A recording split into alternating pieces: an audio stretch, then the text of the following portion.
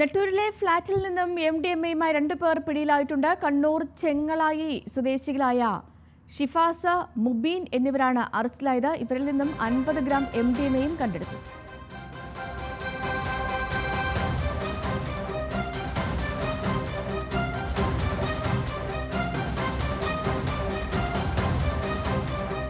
വിവരങ്ങളുമായി കൊച്ചിയിൽ നിന്ന് സഹിൻ ആന്റണി ചേരുകയാണ്. സഹിൻ, വിവരങ്ങൾ. സേതുലക്ഷ്മി, ഇന്നലെ രാത്രി 11:30യോടുകൂടിയാണ് ഈ രണ്ടുപേരും ഡാൻസ് സ്റ്റാഫിന്റെ പിടിയിലായത്.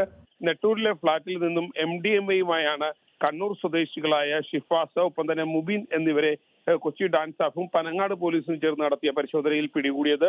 പ്രതികൾ ഈ താമസിക്കുന്ന ഫ്ളാറ്റിൽ നടത്തിയ പരിശോധനയിൽ ഇവരിൽ നിന്നും 50 ഗ്രാം MDMA പോലീസ് പിടിച്ചെടുക്കുകയായിരുന്നു. ഇവരിത് സൂക്ഷിച്ചിരുന്നത് ഫ്ലാസ്ക്, അതായത് ചായ അടക്കമുള്ള സാധനങ്ങൾ സൂക്ഷിക്കാൻ ഉപയോഗിക്കുന്ന ഫ്ലാസ്കിനടിയിലായിരുന്നു. അവിടെ നിന്നാണ് 50 ഗ്രാം MDMA പ്രതികളിൽ നിന്ന് പിടികൂടിയത്.